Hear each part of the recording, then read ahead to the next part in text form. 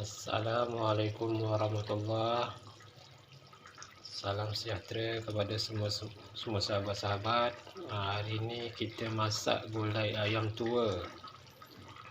Bahan-bahannya mudah saja, simple.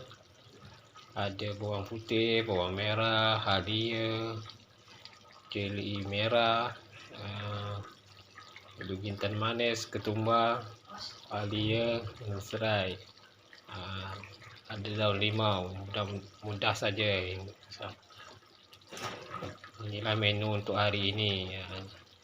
Gulai ayam. Gulai ayam tua.